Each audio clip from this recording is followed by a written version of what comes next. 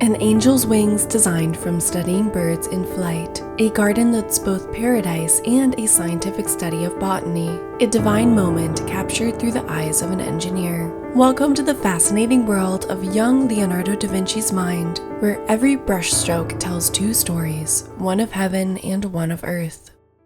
The scene Leonardo chose to depict comes from the Gospel of Luke, chapter 1, verses 26 through 39.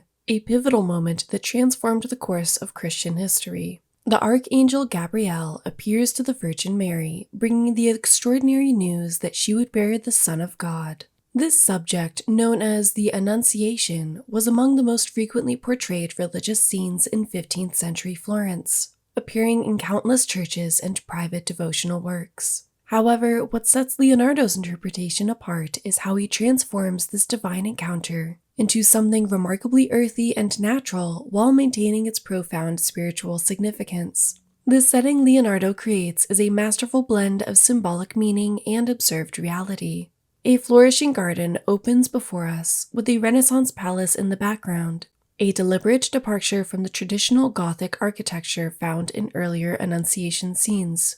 This isn't just any garden. It's a hortus conclusus, or enclosed garden, a medieval symbol rich with meaning. In religious iconography, this enclosed garden represents Mary's perpetual virginity, drawing from the Song of Solomon's description of a garden enclosed, a fountain sealed. Leonardo takes this conventional symbol and transforms it through his naturalistic observation, creating a space that feels both sacred and real. The composition itself reveals Leonardo's innovative approach to religious narrative. Unlike many contemporary versions that placed Mary and Gabriel in an intimate interior space, Leonardo opens the scene to the vast expanse of nature. This radical reimagining of the space creates a new kind of sacred environment, one where divine intervention occurs in a world recognizable to the viewer. The Renaissance palace in the background, with its classical architecture, places the biblical event firmly in the contemporary world of 15th century Italy, making the spiritual message more immediate and accessible to its audience. While the setting creates the sacred stage for this divine moment, it's the central figures themselves who bring the scene to life through Leonardo's revolutionary artistic choices. The Archangel Gabriel kneels in the garden holding a Madonna lily, a symbol that operates on multiple levels. This flower traditionally represents Mary's purity and virginity in Christian iconography, but it also served as the emblem of Florence itself, creating a connection between the divine narrative and the painting's civic context.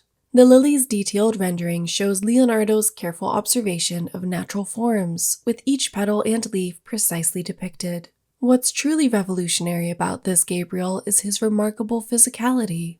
Unlike the ethereal, floating angels of medieval art or even the more idealized angels of early Renaissance paintings, Leonardo's Gabriel has genuine weight and presence in the physical world.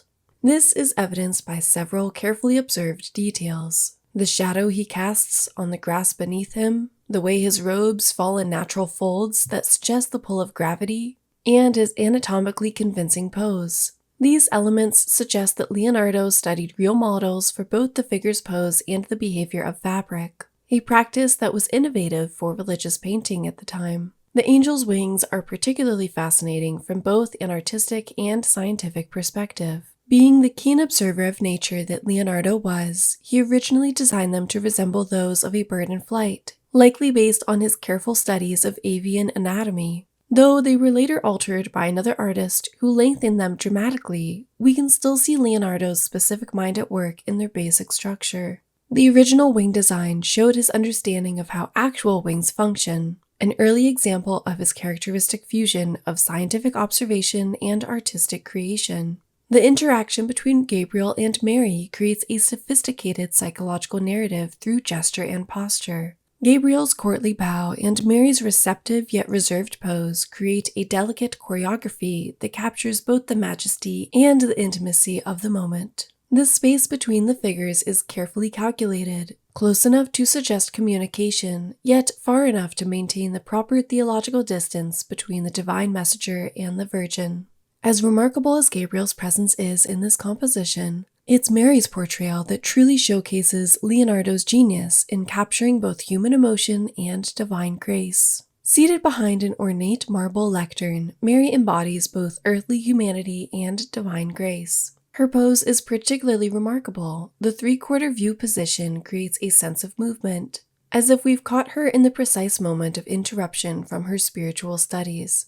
This dynamic positioning will later become a hallmark of Leonardo's style, breaking from the rigid frontality common in religious paintings of the era. The artist pays extraordinary attention to Mary's emotional state, capturing what art historians have termed the moment of recognition. Her facial expression is a masterpiece of subtle emotion.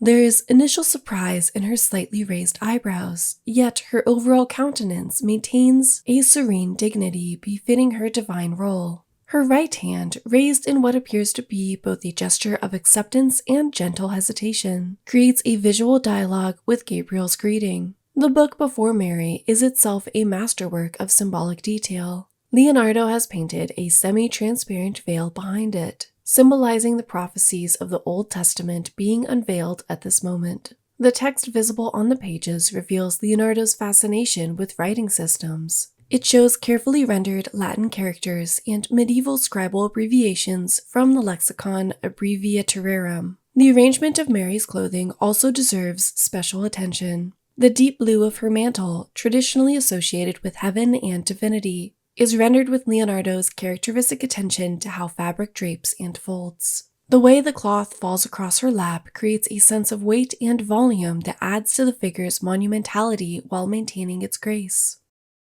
Yet, beyond those innovative painting techniques, Leonardo's genius extended into another realm entirely: his profound understanding and representation of the natural world.